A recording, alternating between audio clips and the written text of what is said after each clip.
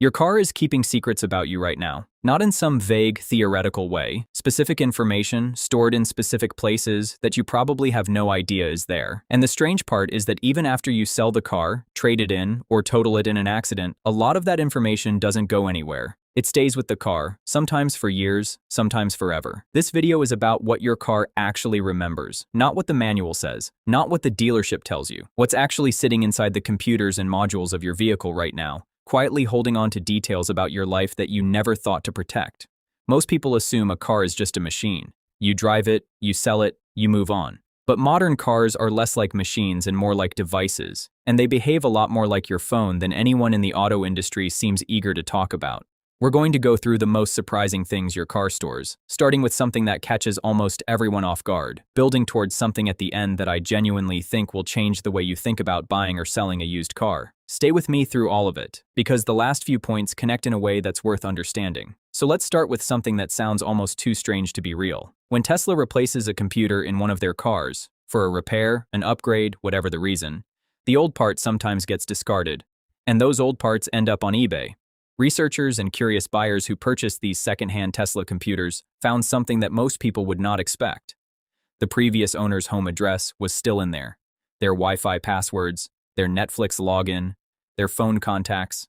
In some cases, the names and numbers of their spouse and family members. All of it sitting inside a piece of hardware that was just floating around for sale on the internet, sometimes in parts pulled from cars that had been in serious accidents. This isn't a glitch or an edge case. It's what happens when a car stores personal data the same way a smartphone does, but without the same culture of awareness around wiping it before you get rid of it. Most people know to factory reset their phone before selling it. Almost nobody thinks to do anything similar with their car. And for a lot of vehicles, even if you wanted to, a full wipe isn't something you can easily do yourself. But here's where it gets more interesting, because it's not just the infotainment screen holding onto your information. When you connect your phone to a car via Bluetooth or Apple CarPlay, a lot of vehicles don't just pair with your device. They actually save a copy of your contact list and your recent call history directly into the car's system. Not synced temporarily, saved. So in a used car that wasn't properly cleared before it changed hands, the new owner can scroll through the previous person's entire phone book. Names, numbers, all of it, still there. And alongside that, many cars remember the Wi-Fi networks they've connected to, including the passwords, stored in a way that's readable if you know where to look. Home network, work network, sometimes both. There's also the driver profile system that most modern cars use. You save your seat position, your mirror angles, your climate preferences, your favorite radio stations, and the car keeps all of that tied to a profile.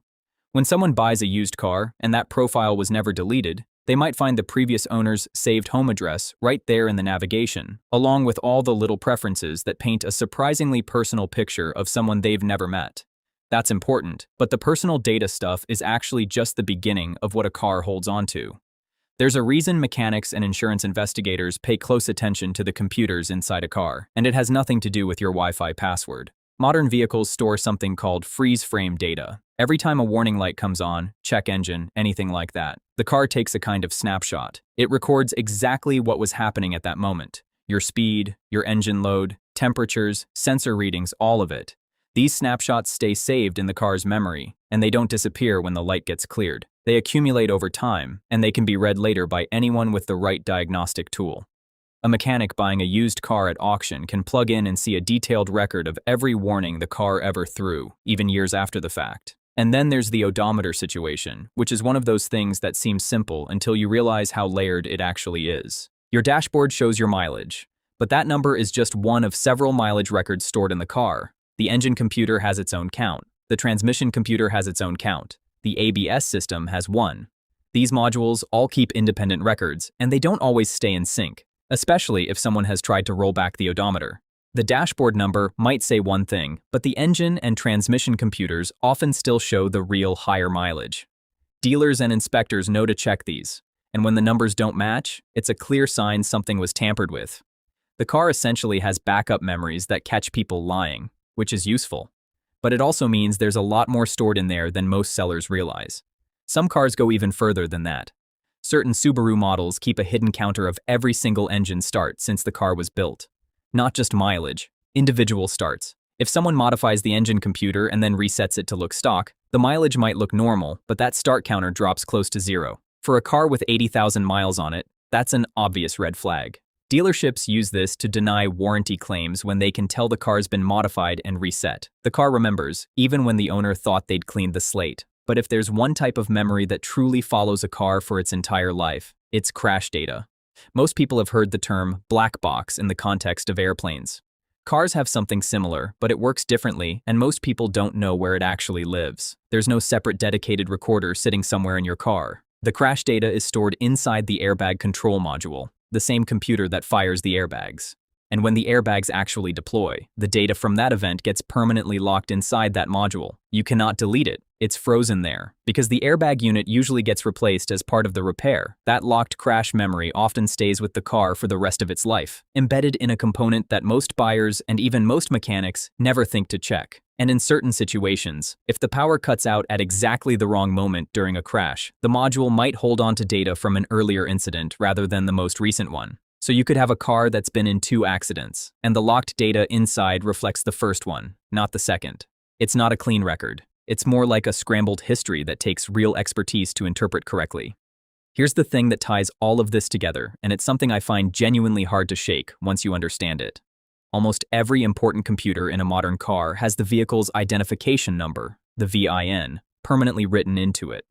That number connects every module, every memory, every record to that specific car across its entire life and across every owner it's ever had. And in newer vehicles, some of those modules include GPS logging systems that record every trip the car has ever taken, every road, every stop, every route. Researchers have pulled these modules from wrecked cars sitting in junkyards and extracted years of precise driving history from previous owners, including the exact GPS coordinates of where the accident happened. So when you think about a used car, you're not just buying a vehicle.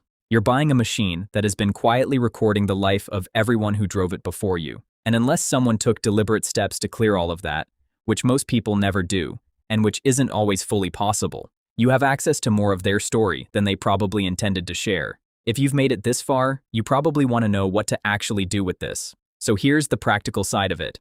If you're selling a car, treat it like you're selling a phone.